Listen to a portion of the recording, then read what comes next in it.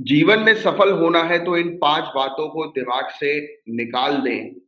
पहली बात जो है कि लोग क्या कहेंगे? दूसरी बात, मुझसे नहीं होगा। मैंने ये चीज़ तो अक्सर स्टूडेंट्स के मुँह से जो है वो सुनी है कि मुझसे नहीं होगा, कि सर बड़ी दिक्कत आ रही है, मुझे टेंशन हो रही है, मुझसे नहीं हो पा रहा है, मैं कैसे करूँ, क्या करूँ? आपको सोचना ही नहीं है, मुझसे नहीं होगा की जगह ये नहीं वर्ड हटा दो ना, ये बोलो हमेशा कि मुझसे होगा। क्योंकि आप अपने ब्रेन को सिग्नल दोगे कि यार मुझे ये करना है, तभी तो वो ब्रेन जो है वो आपको करने के लिए एफर्ट डालेगा। अगर आप बोलने लगो कि मैं बीमार हूँ, मैं बीमार हूँ, मैं बीमार हूँ, तो आधे घंटे के अंदर जो है वो आप लेज़ी फील करने लगोगे, नींद आने लगेगी। तो आपको अपने ब्रेन को ट्रेन करना है, उसको कंट्रोल करना है इस प्रिपरेशन के दौरान। मेरा मूड नहीं है। अरे तो मूड नहीं है तो छोड़ दो ना प्रिपरेशन यार। 1 से डेढ़ साल बस देना है। ये चीज़ बोलनी नहीं है कि मेरा मूड नहीं हो रहा आज। चौथी चीज़, मेरी किस्मत खराब है। लोग अपनी किस्मत को कोसते रहते हैं, मेहनत करनी ही नहीं और किस्मत को कोसना है। कुछ नहीं होती किस्मत-विस्मत, आप अपनी किस्मत खुद बना सकते हो, पलट सकते हो।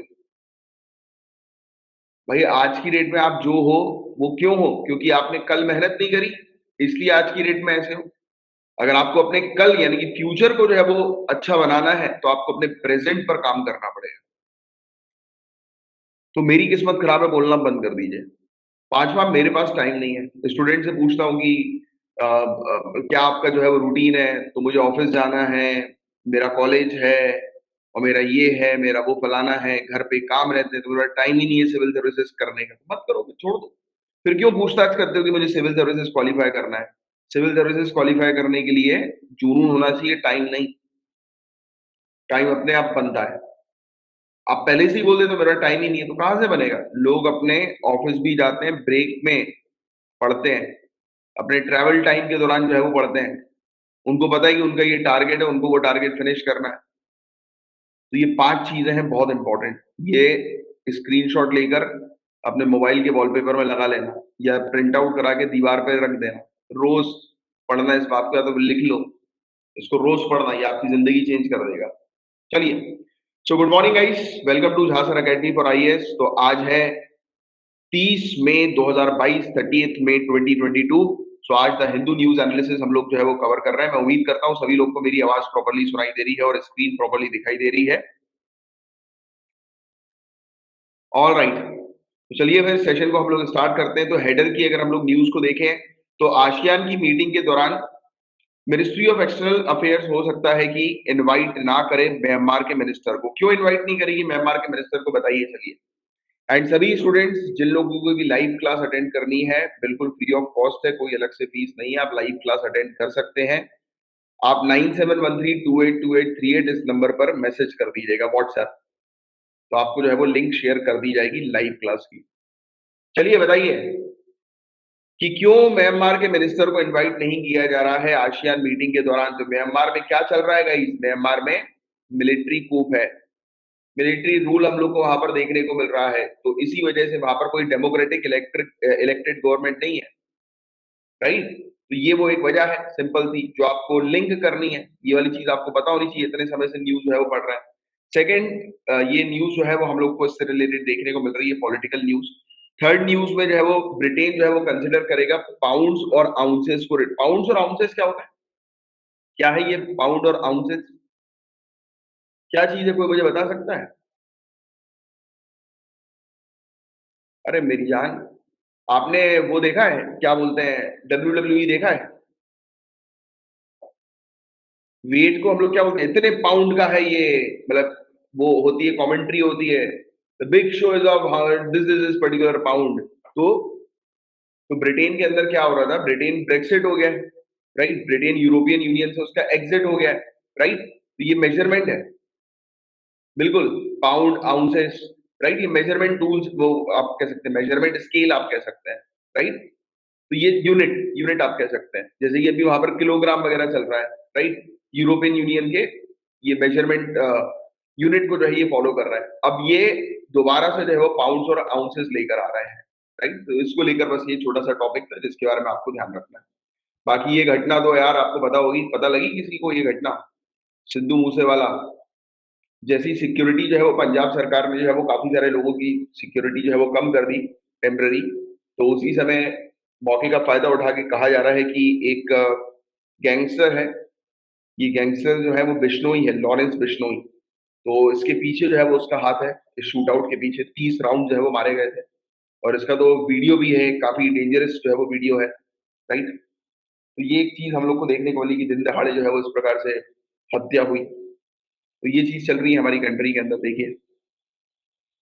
चलिए एनीवेज, ये एक न्यूज थी, बस बेसिक सी आपको न्यूज के बारे में जानकारी होनी चाहिए। किसी को पता है मास्क आधार क्या होता है? What do you mean by mask आधार?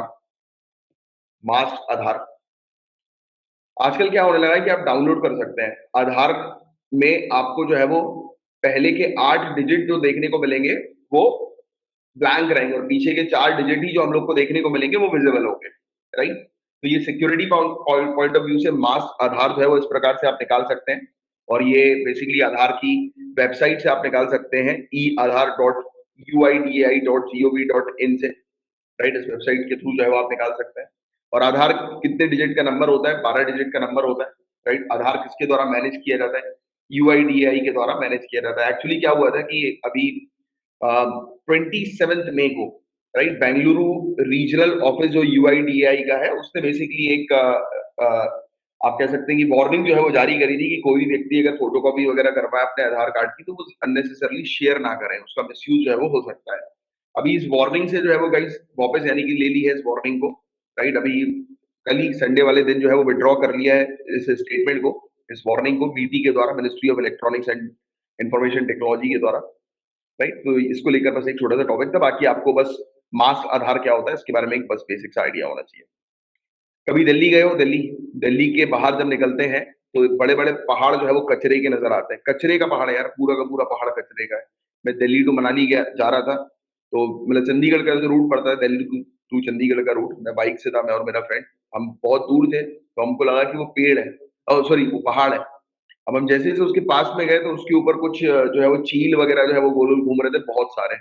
तो हम जैसे से और नजदीक गए तब पता लगा कि अरे यार ये तो कचरे का पहाड़ है, लिटरली पहाड़ था। पहाड़ का मतलब समझ रहे हो? पहाड़ मतलब एक ऊंचाई का प्लेटफॉर्म, दूर से ही ऐसा नजर आ रहा था। तो दिल्ली में है ऐसे कचरे के पहाड़ बहुत बड़े बड़े, तो इसको साफ करने के लिए दिल्ली के लेफ्टिनेंट गवर्नर जो है वो अब कार्रवाई करेंगे। तो इसको लेकर एक छोटा सा टॉपिक था। बाकी फ्रंट पेज में एक फ्लाइट और जो है वो मिसिंग हो गई है यार। मतलब 22 लोग थे इसके अंदर, इसमें 4 मेंबर जो थे वो इंडियन फैमिली के भी हम लोग को देखने को मिले थे, और नेपाली एयरलाइन फ्लाइट थी है। और बैड वेदर और क्लाउड्स के कारण जो है वो अभी पता नहीं लग पा रहा है कि एयरक्राफ्ट कहाँ पर है, बट बड़ी दिक्कत वाली कहानी हो गई है। और आजकल आप देखिए फ्लाइट के गुम होने के केसेस जो है वो काफी तेजी से बढ़ते जा रहे हैं। जैसे बरमूडा ट्रायंगल के बारे में पता है किसी को कि बरमूडा ट्रायंगल क्या है?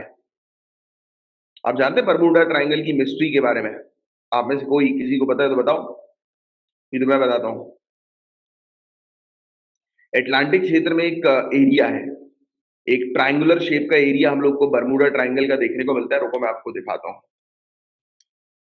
रुकिए। अपन चलते हैं गूगल की तरफ, गूगल चाचा।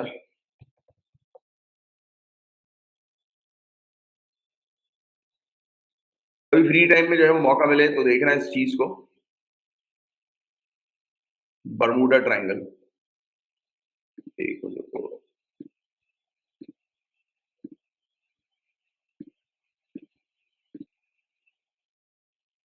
ये दिखाई दे रही है स्क्रीन? सो इसको डेविल ट्रायंगल भी जो है वो कहते हैं, डेविल डेविल ट्रायंगल इसको कहा जाता है। ये नॉर्थ अटलांटिक ओशियन के क्षेत्र पर है। मैं इसमें इमेजेस पे लेकर जाता हूँ आपको।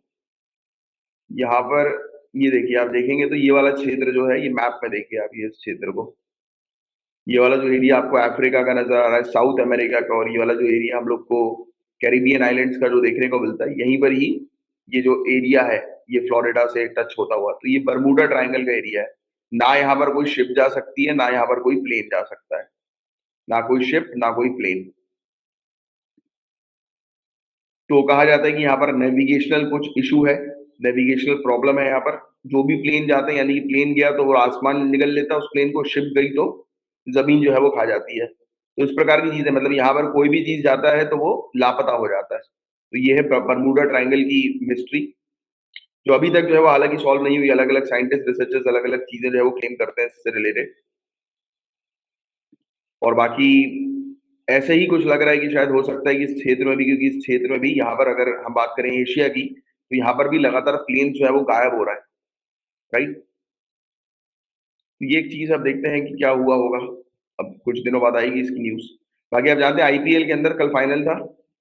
गुजरात टाइटंस जो है वो जीत गई है राजस्थान रॉयल्स को हरा के।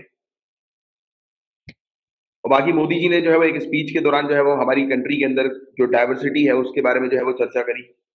फिर ये वाली न्यूज जो है वो टोटली पॉलिटिकल हम लोग को देखने को मिल रही है। आई डोंट थिंक इसके बारे में अपन को बात करना चाहिए, क्योंकि अ, उत्तर प्रदेश चीफ मिनिस्टर ने जो है वो एक स्टेटमेंट के दौरान यही सब चीजें कही हैं कि राम मंदिर बनने के बाद जो है वो दूसरी जगह भी फिर से शुरू हो रही हैं, दूसरे प्लेसेस भी फिर से शुरू हो रहे हैं। मतलब वही ज्ञानवापी मस्जिद वाला जो इशू है, वाराणसी मथुरा वाला जो इशू है। चलिए, ये एक न्यूज बहुत तगड़ी आई है सामने। और अब देखिए कि एक एक्चुअली एक बेबी एलिफेंट की जो है वो मौत हो गई थी। तो एक वीडियो भी सामने आया। आप अगर वीडियो इंटरेस्टेड होंगे वीडियो देखने में तो बताइएगा, नहीं तो फिर अलग से सर्च कर लीजिएगा, वो वीडियो देखना आप। उसमें सिर्फ आप टाइटल में जो है वो ये चीज लिख देना कि यूट्यूब के ऊपर। एक मिनट रुको, आपको टाइटल बता ही देता हूँ। वैसे जरूरत नहीं है, ये हिंदुस्तान टाइम्स का एक अच्छा वीडियो जो है वो वायरल हुआ था। मदर एलिफेंट, आप लिख दीजिएगा mother elephant carries dead body of dead body elephant carry dead body करके रीसेंट सर्च में जो है वो देख लेना, आपको मिल जाएगा। देखो हुआ ये था कि एक मदर एलिफेंट है, उसका बच्चा जो है वो मर गया था। तो वो मदर एलिफेंट अपने बच्चे को उठाकर बहुत दूर तक जो है वो ट्रैवल कर रही थी। और ये एलिफेंट्स में होता है, पता है। एलिफेंट्स में इनके यहाँ कोई मरता है ना, तो सभी के सभी इनके साथ 30 एलिफेंट्स और आ गए थे, यानी कि 30 एलिफेंट्स का झुंड उसने फॉलो किया इस मदर एलिफेंट को। तो एलिफेंट की फैमिली में अगर कोई मरता है तो सबके सब जो है वो इकट्ठा होकर मौन जो है वो करते हैं और रोते हैं, राइट, दुख जो है वो मनाते हैं। तो ये चीज होती है एलिफेंट के अंदर, ये एलिफेंट की एक क्वालिटी है, तो इसके बारे में एक बात को बेसिक सी चीज पता होनी चाहिए, राइट। ये जो घटना घटी थी ये नॉर्थ बंगाल के क्षेत्र में हम लोग को देखने को मिली थी घटना। चलिए, तो ये फ्रंट पेज पे इतनी न्यूज थी। सेकंड पेज वही, ये गार्बेज रिमूवल वाला टॉपिक जो है वो रिपीट हुआ। बाकी हमारे लिए कोई टॉपिक इंपॉर्टेंट नहीं है, ये सिटी से रिलेटेड है। कुछ टॉपिक जो है वो क्राइम से रिलेटेड है, राइट। कुछ टॉपिक पर्टिकुलर सिटी से रिलेटेड है, तो वो हमारे लिए काम करिए। थर्ड जो टॉपिक है स्टेट का, तो ये यूसीसी का टॉपिक पता है ना आपको। यूसीसी क्या होता है? यूनिफॉर्म सिविल कोड, सभी को पता है यूनिफॉर्म सिविल कोड क्या होता है? Are you aware about uniform civil code? Please tell. Yes. Gyanvapi Masjid के बारे में are you aware about it? कोई भी स्टूडेंट जो अवेयर नहीं है तुरंत लिखिएगा, मैं आपको फिर से बता दूंगा, कोई दिक्कत वाली बात नहीं है। ज्ञानवापी मस्जिद के बारे में everyone is clear about? Mathura मस्जिद, शाही ईदगाह मस्जिद, मथुरा वाला केस पता है? चलो गुड। चलिए, तो यही बस वो इशू जो है वो हुआ था। इन्होंने जमात जो है उसने एक रेजोल्यूशन जो है वो पास किया था, तो उसको लेकर एक इशू था। यूसीसी यूनिफॉर्म सिविल कोड का एक बार बता देता हूँ। देखो हमारी कंट्री के अंदर अलग अलग पर्सनल लॉज हैं, राइट। अलग अलग रिलीजन हम लोग को देखने को मिलते हैं और अलग अलग पर्सनल लॉज हैं, राइट। जैसे हिंदू मैरिज लॉ, राइट, और फिर शरीयत लॉ। तो ऐसे अलग अलग क्या है, पर्सनल कानून हम लोग को देखने को मिलते हैं।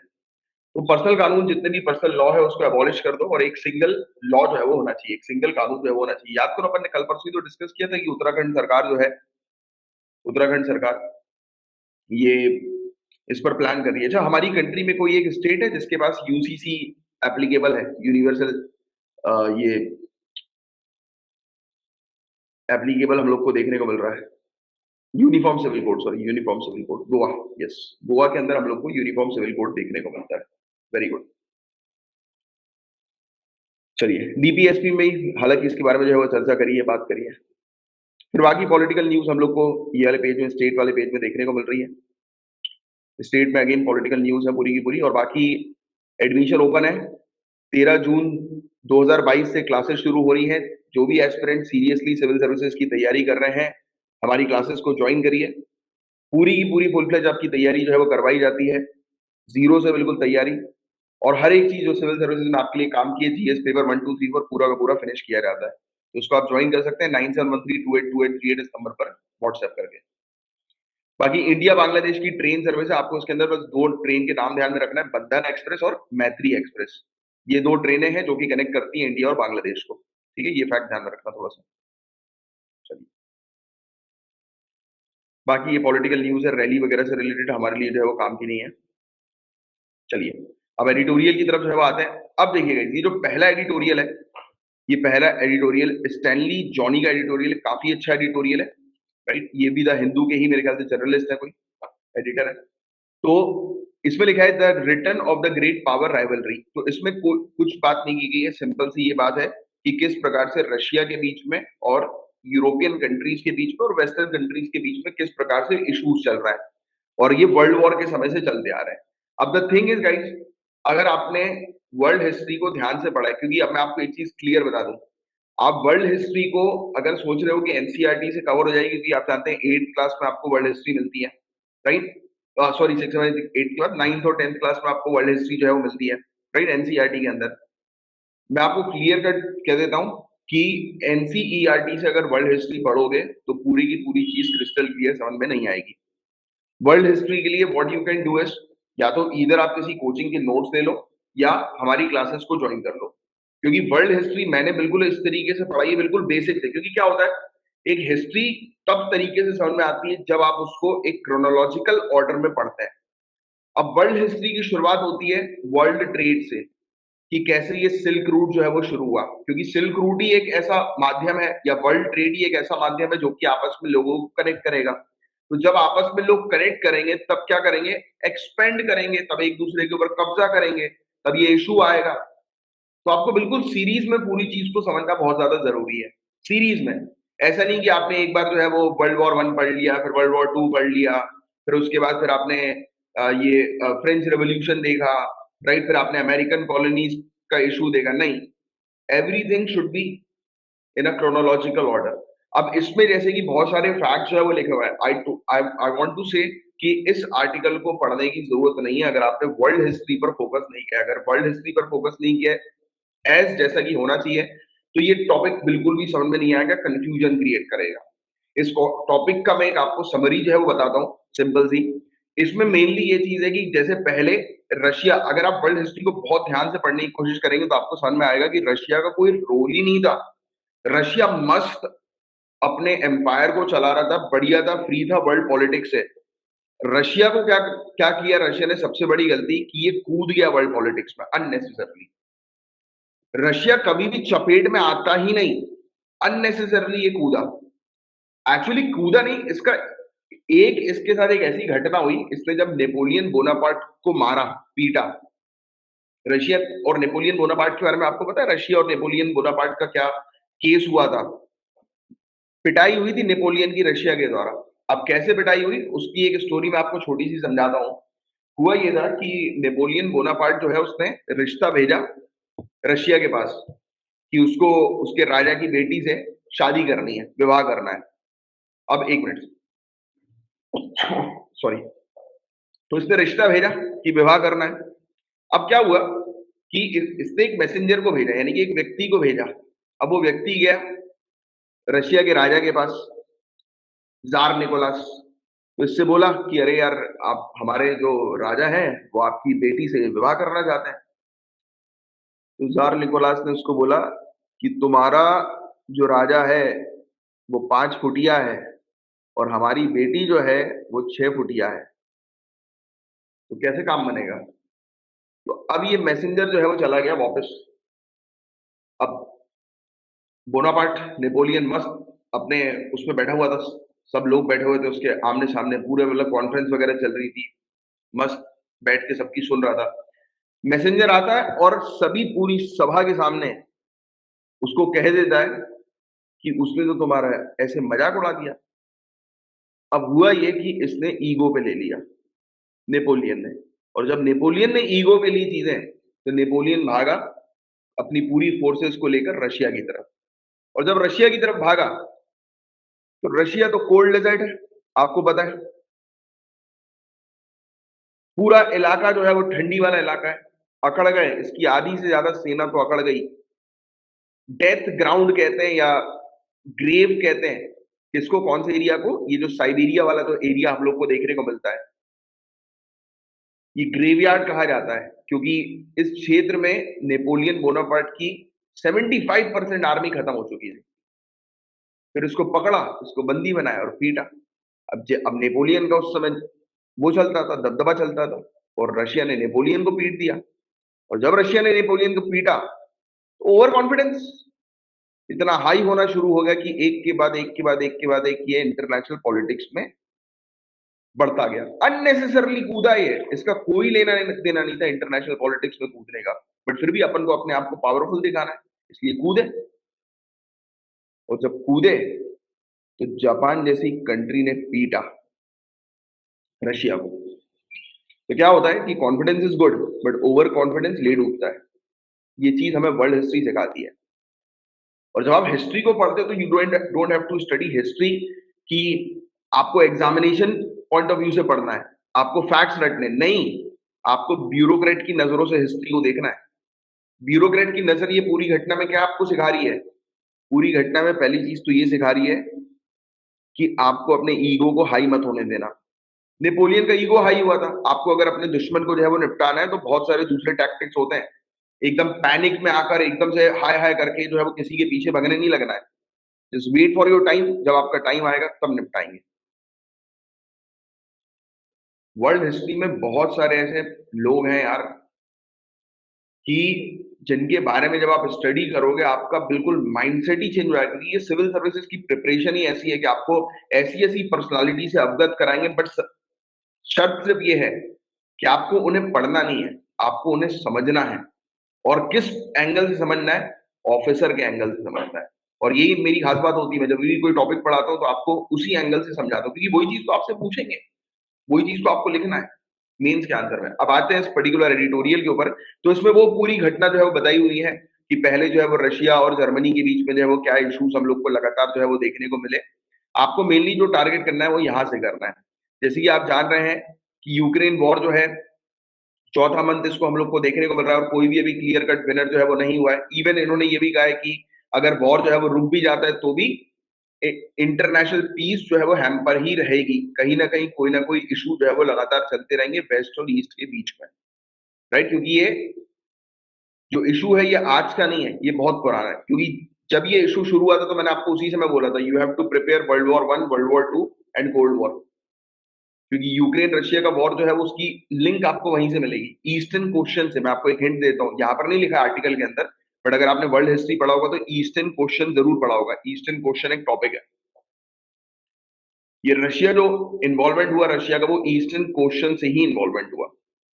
तो वो एक एरिया है, एक लाइन है जहां पर रशिया जो है वो पिक्चर में आना शुरू हो गया और इसके कॉन्फ्लिक्ट होना शुरू हो गए दूसरी कंट्रीज के साथ, राइट? चलिए, तो ये एक छोटा सा टॉपिक था, ज्यादा इसमें घुसने की जो है वो जरूरत नहीं है। वर्ल्ड हिस्ट्री पर बस कमांड बनाओ, ये मैं कहना चाहता हूँ। आपका मेंस के लिए वर्ल्ड हिस्ट्री काफी ज्यादा इंपॉर्टेंट, और नहीं सिर्फ मेंस के लिए, आपके एक प्रॉपर अंडरस्टैंडिंग के लिए। नेक्स्ट जो टॉपिक है, आर्टिकल हम लोग को देखने को मिल रहा है, ये ब्रिक्स से रिलेटेड आर्टिकल हम लोग को देखने को मिल रहा है। तो इसमें बस अब देखो, आप मुझे एक चीज ये बताओ, क्या आपको लगता है कि ब्रिक्स अब सक्सेसफुल हो पाएगा? क्या लगता है आपको? You guys are studying, I want I want you to participate guys, क्योंकि सिविल सर्विसेज की तैयारी कर रहे हो तो यू हैव टू पार्टिसिपेट, आपको कूदना पड़ेगा, मेरे क्वेश्चन के जवाब देने पड़ेंगे, सीरियसली तैयारी कर रहे हो तो। वरना कोई जरूरत नहीं, बैठ के सुनते रहो। दुनिया सुनती है, बट ब्यूरोक्रेट्स बोलते हैं और करते हैं। You guys are bureaucrats, you are officers, take initiative. बताओ, क्या आपको लगता है कि ब्रिक्स सक्सेसफुल हो पाएगा? क्यों क्यों नहीं हो पाएगा? What is the reason? What is the reason behind it? इस आर्टिकल में कुछ नहीं है, बस ब्रिक्स के बारे में जो है बात की गई है कि ब्रिक्स को जो है वो कोलैबोरेटिव तरीके से चलना चाहिए, बट हम एग्जामिनेशन पॉइंट ऑफ व्यू से चीजों को डिस्कस करेंगे।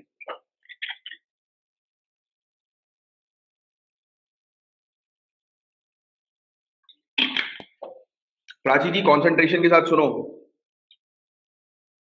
कॉन्सेंट्रेशन, फोकस रखो कि ब्रिक्स जो है, जो चीज बोल रहा हूं उस पर फोकस रखो कि ब्रिक्स जो है वो सक्सेसफुल हो पाएगा कि नहीं हो पाएगा।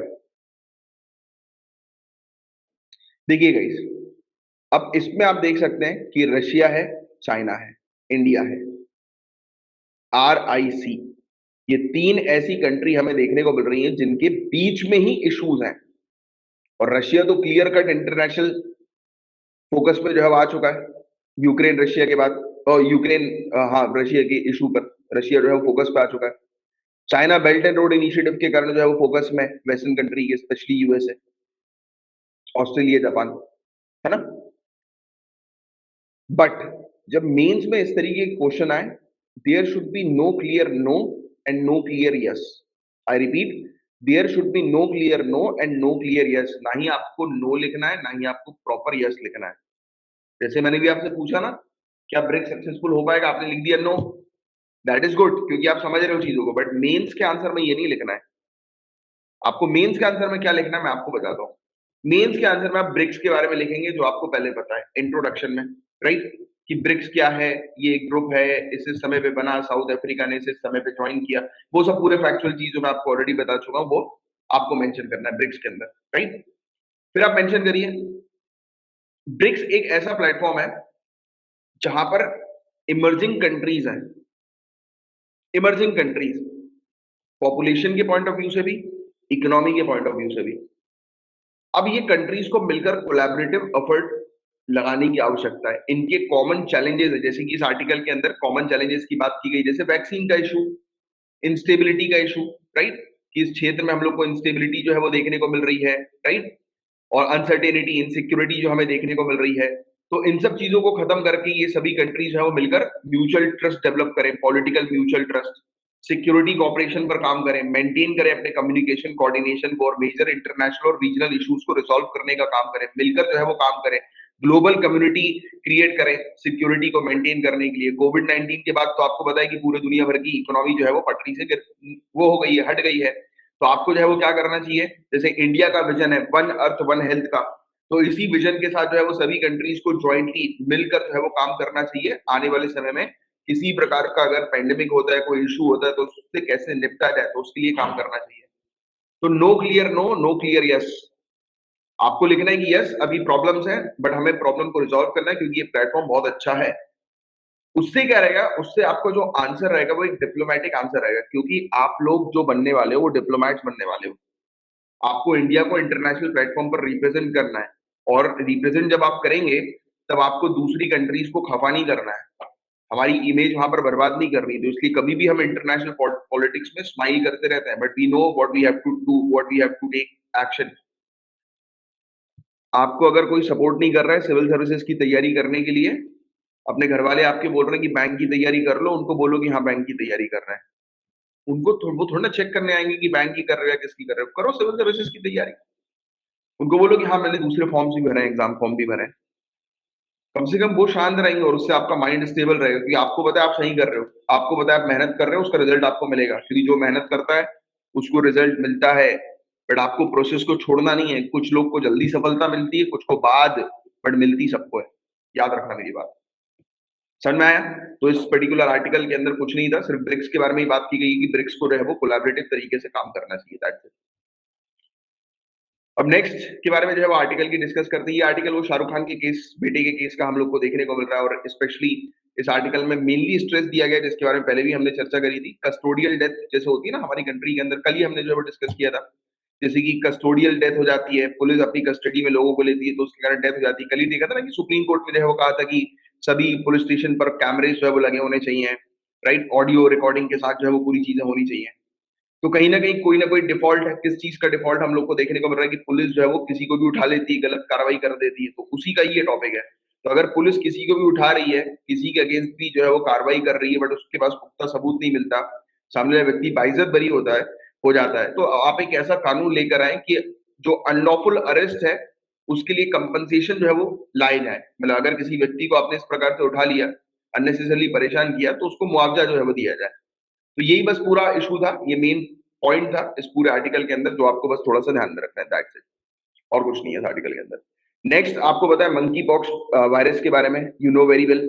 अपन ने 3-4 बार मंकी पॉक्स वायरस के बारे में जो है डिस्कस कर चुके हैं कि नाइजीरिया से जो ये स्प्रेड हो रहा है, यूके में जो है वो पहुंच गया है, और लगातार ये धीरे धीरे करके स्प्रेड होता जा रहा है। तो उसी के बारे में जो है वो चर्चा हो रही है, उसी की ही पूरी हिस्ट्री जो है वो बताई हुई है कि किस प्रकार से 7 मई को जो है वो यूके के अंदर ये नाइजीरिया से एक व्यक्ति जो है वो आया, और उस व्यक्ति के जो था वो, उसमें वायरस था उस व्यक्ति की बॉडी में, और उस व्यक्ति के माध्यम से यूके के अंदर जो है ये वायरस जो है वो फैला। और वायरस अभी तक एटलीस्ट 21 कंट्रीज में फैल चुका है, 226 लोगों को इन्फेक्ट कर चुका है, मेनली यूरोप और नॉर्थ अमेरिका में। यूके में दिक्कत हुई है, हालांकि उतनी ज्यादा नहीं, क्योंकि यूके के अंदर 106 लैब कंफर्म केसेस जो है वो देखने को जो है वो मिले हैं, राइट? बट फिर भी यूके का इशू जो है वो हम लोग को देखने को मिला है, राइट? बट फिर भी डेथ के केसेस जो है वो उतने ज्यादा नहीं है। तो यही चीज बताने की कोशिश की जा रही है कि इस ट्रांसमिशन को कंट्रोल करना is the need of hour, right? क्योंकि ये एकदम से फैल जाएगा तो वो पेंडेमिक जो है वो बनने लगेगा, तो that will become very difficult, so we have to stop, right? तो ये चीज जो है वो देखने को मिली। और अफ्रीका के बाहर अगर कोई वायरस स्प्रेड हुआ है तो ये मंकी पॉक्स वायरस है, जो कि इतनी तेजी से जो है वो स्प्रेड हो रहा है आज की डेट में। नाइजीरिया के अंदर 231 कंफर्म केसेस और 8 लोगों की डेथ हुई थी 2017 से अभी तक। इस 15 केसेस जो है वो इस साल 30 अप्रैल तक जो है वो रिपोर्ट किए गए। तो ये चीज हमें ह्यूमन टू ह्यूमन ट्रांसमिशन जो है वो नॉन एंडेमिक कंट्री का ये बहुत ही लिमिटेड हम लोग को देखने को मिल रहा है। तो ये चीज है।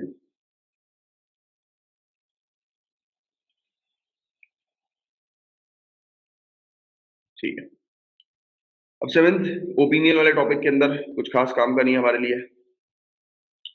ये वाला जो टॉपिक है पब्लिक एम्प्लॉयमेंट को लेकर, तो उसमें आप आर्टिकल 16 ध्यान में रखना। आर्टिकल 16 किस बारे में बात करता है? Equality of opportunity in public employment. Public employment में सभी को इक्वल अपॉर्चुनिटी मिलनी चाहिए, इसलिए कहीं ना कहीं रिजर्वेशन की भी जो है वो बात होती है।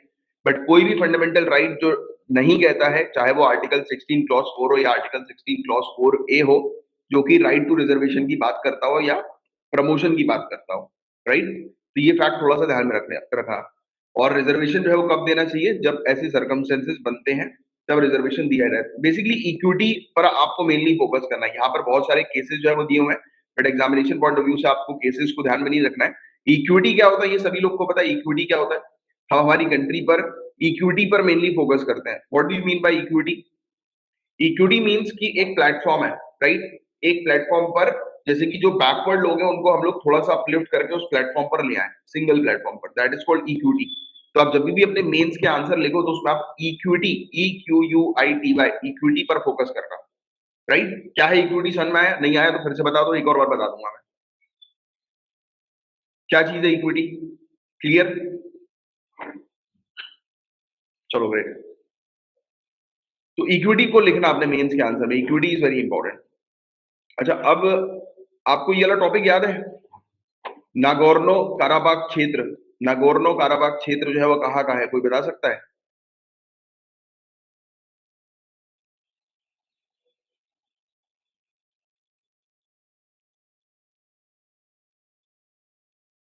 बिल्कुल हिमांशु जी, बिल्कुल सही लिखा। सबको इक्वल देने की बजाय सबको इक्वल लेवल पे लाना, ये क्या है? नागोर्नो काराबाग क्षेत्र, ये पहले पढ़ा चुका हूं एक बार मैं आपको। आर्मेनिया और अजरबैजान के बीच का ये इशू है, विवादित टेरिटरी। और मैंने आपको एक ट्रिक हमेशा बताई हुई है, किसी विवादित टेरिटरी की जब भी बात हो तो हमेशा एक चीज याद रखना, भले टॉपिक पता हो या ना पता हो, विवादित टेरिटरी में हमेशा वो कब्जे की बात आती है। हम किसी क्षेत्र को विवादित तभी बोलते हैं जब वो क्षेत्र दो कंट्रीज के बीच में इस क्वेश्चन का जो है वो विषय बन जाता है कि वो क्षेत्र किसका होगा, तो दोनों ही उस क्षेत्र पर क्लेम कर रहे होते हैं। तो सेम केस नगोर्नो काराबाग क्षेत्र का भी हमें देखने को मिलता है। बट एक और एंगल है इसके अंदर, नगोर्नो काराबाग जो क्षेत्र है वो अपने आप को इंडिपेंडेंट मानता है, और इस क्षेत्र को फंडिंग जो है वो अलग अलग कंट्री से भी जो है वो प्राप्त होती है, मिलती है, राइट? तो ये फैक्ट भी थोड़ा सा आप ध्यान में रखिएगा, ये इंपॉर्टेंट है। चलिए, नगोर्नो कोराबाग क्षेत्र को एक बार काम करो, अपने मैप की तरफ जाओ। चलो, अब आपको मैप की प्रैक्टिस कराता हूँ, और अपने दीवार पर आप वर्ल्ड मैप जो है वो रखिए।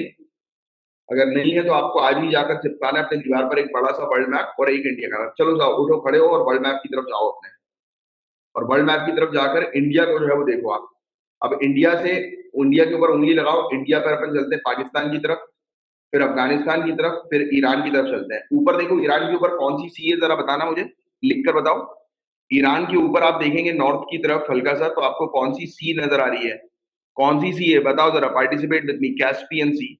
अब कैस्पियन सी के बगल में आप देख रहे हो अजरबैजान, आपको एक कंट्री नजर आ रही है, अजरबैजान दिखाई दे रही है, अजरबैजान कंट्री। और उसी के बगल में देखिए अर्मेनिया आपको दिखाई दे रही है, राइट? तो यहीं पर ही इन्हीं दो कंट्री के बीच में एक क्षेत्र हम लोग को जो है वो देखने को मिलता है, जो कि यही वाला क्षेत्र हम लोग को नजर आता है, राइट? जिसके बारे में अभी हमने चर्चा करी, नगोर्नो काराबाग क्षेत्र। तो ये देख लिया आपने, ये वाला एरिया। तो इस प्रकार से आपको मैप की प्रैक्टिस करनी है। देखो कैस्पियन सी, उसके आसपास के क्षेत्र को भी एक बार देख लो बस। तो अपन इसी तरीके से आपसे रेगुलर प्रैक्टिस करेंगे, क्योंकि क्या होता है कि जब आप अपने खुद के वर्ल्ड मैप के पास जाकर प्रैक्टिस करोगे बार बार, तो एग्जाम के समय पर जैसे ही आप अपनी आंख बंद करोगे, आपको सिर्फ आपका वर्ल्ड मैप जो है वो नजर आएगा। क्लियर? सॉर्टेड?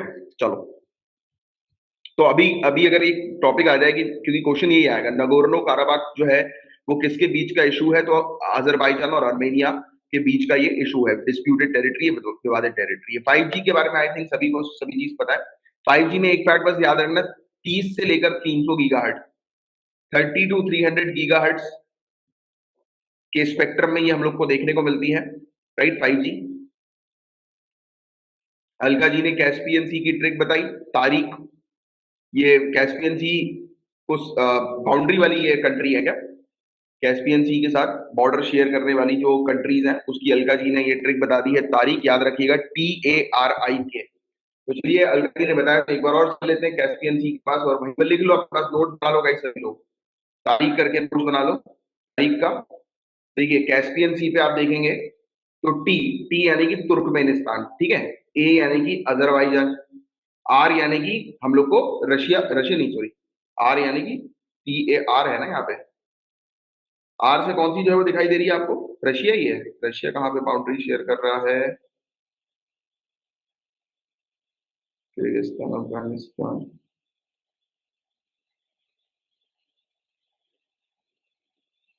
हाँ, ये ऊपर से रशिया की जो है बाउंड्री आ गई है ऊपर नॉर्थ की तरफ से, बिल्कुल सही। आई, आई से जो है वो कौन सी कंट्री हम लोग को जो है नजर आ रही है? ईरान।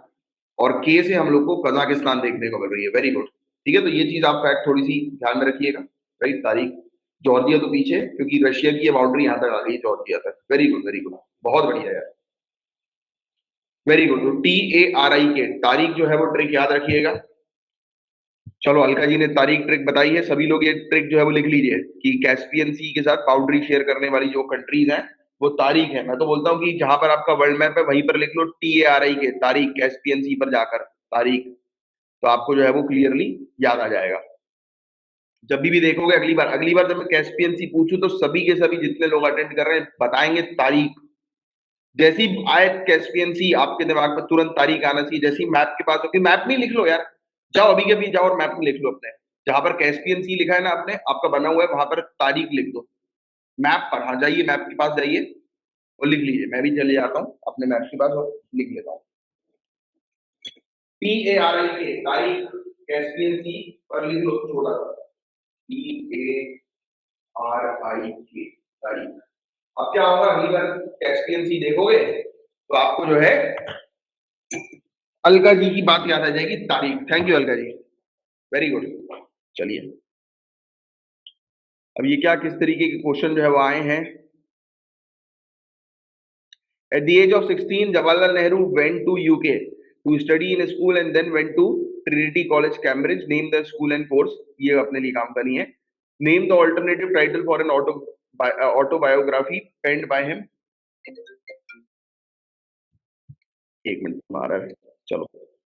और नहीं, आज काम का टॉपिक नहीं है आज अपने लिए। 1957 से इंडिया के अंदर चिल्ड्रंस डे डिक्लेयर किया गया एज 14 नवंबर वाले दिन को, ठीक है। ये वाला टॉपिक आपको बताइए कि मिनिस्टर जो है वो क्यों नहीं आएंगे, म्यांमार के मिनिस्टर क्यों अलाउ जो है वो नहीं किया जा रहा है, तो उसके पीछे का मेन कारण यही है। और वो भी मई वाला टॉपिक है, तो मई वाला टॉपिक वैसे भी हमारे लिए इंपॉर्टेंट होता नहीं, क्योंकि पुख्ता चीज जो है वो नहीं है। नहीं, हॉर्न ऑफ अफ्रीका की सीड है, नो अभी रुक जाओ। अपन जब हॉर्न ऑफ अफ्रीका आएगा तब सीड बोलना आप। एक एक करके अपन एक एक धीरे धीरे करके खाएंगे, ठीक है। समोसा जो है ठंडा कर करके खाएंगे, राइट। गरम गरम खाएंगे तो मुंह जल जाएगा, तो आराम आराम से खाओ। सो ये सब टॉपिक्स अपन फर्स्ट पीरियड में डिस्कस कर चुके हैं। एक चीज बस ये ध्यान में रखना कि नॉर्थ ईस्टर्न क्षेत्र में कनेक्टिविटी को इम्प्रूव करने के लिए 1,34,200 करोड़ रुपए जो है वो खर्च किए जाएंगे। इसके अलावा पाकिस्तान ड्रोन हम लोग को ये कथुआ पर देखने को मिला था, जम्मू एंड कश्मीर पे, तो उसको हमने क्रैश कर दिया है, तो इसको लेकर ये टॉपिक था। बाकी पॉलिटिकल न्यूज है, हमारे लिए काम की नहीं है। FDI, तमिलनाडु के अंदर FDI जो है वो बढ़ गया 30.1% 2021-2022 में। केरला के अंदर मानसून जो है वो आ चुका है। यूनाइटेड स्टेट्स इंडिया की बिगेस्ट ट्रेडिंग पार्टनर बन गई है 119 बिलियन US डॉलर के साथ। सेंटर जो है वो प्लान कर रही है कि ये लॉन्च करेगी जन समर्थ को। किसको? जन समर्थ को। एक कॉमन पोर्टल होगा, यानी ये कॉमन वेबसाइट होगी, जिस वेबसाइट के अंदर अलग अलग मिनिस्ट्रीज, अलग अलग डिपार्टमेंट जितनी भी स्कीम्स चला रहे हैं वो पूरी की पूरी एक ही जगह पर होगी। तो समर्थ पोर्टल, ये थोड़ा सा ध्यान रखना। जन समर्थ, एक दो दिन में शायद फिर से आ जाएगा ये वाला टॉपिक। इसके अलावा PM cares for children scheme के बारे में सभी को पता है, अपन ने पहले भी डिस्कस कर चुके हैं। PM cares for children scheme क्या है, जरा बताइए इस स्कीम के अंदर, फटाफट बताओ यार। क्या चीज है इस स्कीम के अंदर, किस चीज की बात की गई है इस स्कीम में? इस स्कीम में जो बच्चे अनाथ हो गए थे कोविड 19 के कारण, पहली चीज तो यही दिमाग आपको ये लिखना है कि जो बच्चे जो है वो कोविड 19 के कारण जो है वो अनाथ हो गए थे, राइट, जिनके पेरेंट्स गार्जियन जो है वो कोविड 19 के कारण जिनकी डेथ हुई थी, तो उन बच्चों को सरकार जो है वो प्रोवाइड कराएगी एजुकेशन, उनकी हेल्थ इंश्योरेंस देखेगी, और हेल्थ इंश्योरेंस ये जनधन आरोग्य योजना जो आयुष्मान भारत योजना है उसके थ्रू होगी। और फिर इसके अलावा एक और चीज इसके अंदर जो है वो है कि 10 लाख रुपए, 10 लाख रुपए बच्चों को दिए जाएंगे जब वो बच्चे 23 साल की उम्र के हो जाएंगे। यस, इंडिया में ही उनको कहीं पर भी एजुकेशन जो है वो मिल सकता है। बिल्कुल। चलिए, फिर श्रीलंका के क्राइसिस के बारे में आप जानते हैं, वहां पर भी एक इशू चल रहा था, स्टूडेंट्स के ऊपर जो है वो टीयर गैस जो है वो फेंके गए, तो उसको लेकर एक टॉपिक था। अफगान की महिला जो है वो एजुकेशन और वर्क जो है वो डिमांड कर रही है, ये एक केस हम लोग को देखने को मिला। ये वाला चीज मैंने आपको ऑलरेडी बता दिया, फ्रंट पेज पे हमने डिस्कस किया था ये मेजरमेंट के बारे में।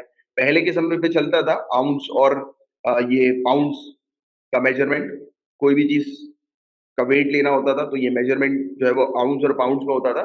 और फिर जब से ये यूरोपियन यूनियन का मेट्रिक सिस्टम शुरू हुआ तब से किलोग्राम वगैरह जो है वो चलना शुरू हो गया। तो अब ये कह रहे हैं कि वहां के जो शॉपकीपर्स वगैरह हैं उनके पास अब चॉइस होगी, वो दोनों में से किसी एक को भी चूज कर सकते हैं, वैसे तो दोनों को ही चूज करे वो ज्यादा बेटर है। तो ये बोरिस जॉनसन कह रहे हैं, ब्रिटिश प्राइम मिनिस्टर, राइट। अभी ये इन्होंने लागू नहीं किया बट ये लागू कर रही है जल्दी, ऐसा इनका कहना है। बाकी ये केन्स के बारे में आपको बताइए, ये केन्स फिल्म फेस्टिवल के बारे में तो जो न्यूज आई है वो अपने लिए काम की नहीं, but Cannes film festival mainly important है, राइट। ये बिजनेस से रिलेटेड न्यूज है। फिर बाकी अपनी स्पोर्ट्स की न्यूज आ गई जिसके बारे में मैंने आपको स्टार्टिंग में बता दिया था, गुजरात टाइटन। बाकी और कुछ खास काम का नहीं है।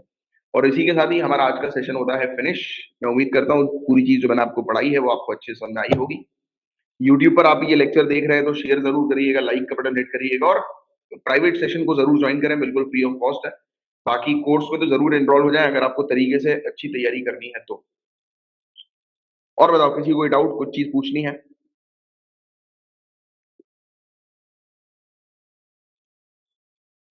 आज कोर्ट जाना है यार, आज कोर्ट में पेशी है,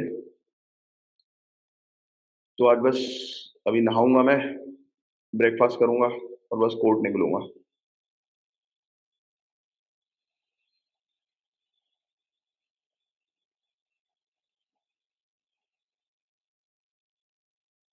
लाइव अटेंड करने में तो मजा आता ही है यार अंका जी।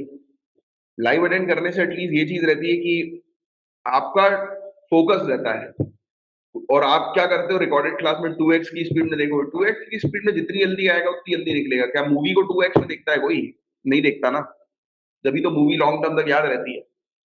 कभी वो गलती मत करो, बट लोग करते हैं गलती। चलो एनीवेज, अपना काम है बताने का, जो फॉलो करेगा रिजल्ट उसको अच्छा मिलेगा ही मिलेगा। अच्छा बाय द वे, चलो आज बता देते हैं यार, कल मैं बताना भूल गया था। अपन को दो स्टूडेंट जो है उनको कंग्रेचुलेट करना है। मैं उनका वो निकाल लेता हूँ, 1 मिनट।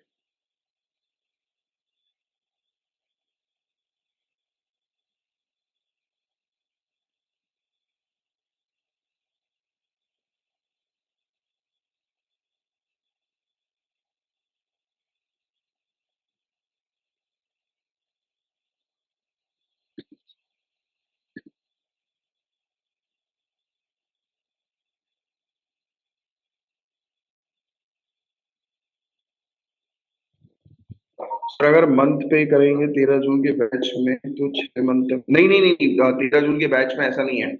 अगर आप मंथली पे करेंगे तो 2,000 रुपीज पर मंथ की उसकी फीस होगी, मतलब 24,000 रुपीज फीस हो जाएगी उसकी।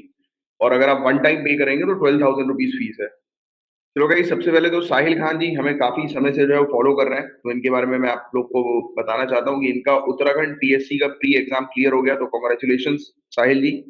और आपकी मेहनत देखिए सफल हो रही है। आप लगातार काफी समय से, मेरे ख्याल से, if I am not wrong, I think आप 2019 से या 2020 से कंटिन्यू फॉलो कर रहे हो, और इनका मैंने कंटिन्यू मैसेज देखा है अपने पास। और इन्होंने सिर्फ उत्तराखंड पीएससी नहीं, पहले भी काफी सारे एग्जाम जो है वो क्वालिफाई किए हुए हैं। इन्होंने ऑलरेडी मुझे काफी सारे एग्जाम्स के लिए भी जो है वो लिखा हुआ था। तो कॉन्ग्रेचुलेशन टू यू, और बस बहुत जल्दी यूपीएससी भी बस आपको क्वालिफाई जो है वो करना है। इसके अलावा हमारे यूपीएससी बैच की अर्पिता जी हैं, और यूपीएससी 2022 बैच की, तो इनका सीडीएस रिटर्न जो है वो क्वालिफाई हो गया है। तो कॉन्ग्रेचुलेशंस, बस अपन को यूपीएससी भी क्वालिफाई करना है और आईएएस बनना है। चलो, all the very best to all of you. जल्दी इसी प्रकार से जो है वो अपनी जर्नी जो है वो कंप्लीट करो सिविल सर्विसेज की, और नवासना पहुंचो। और बस सोसाइटी के अंदर धूम मचाओ। चलो, ऑल द बेस्ट। जय हिंद। अब मिलते हैं हम लोग आज शाम की स्पेशल क्लास में मिलेंगे 4 बजे।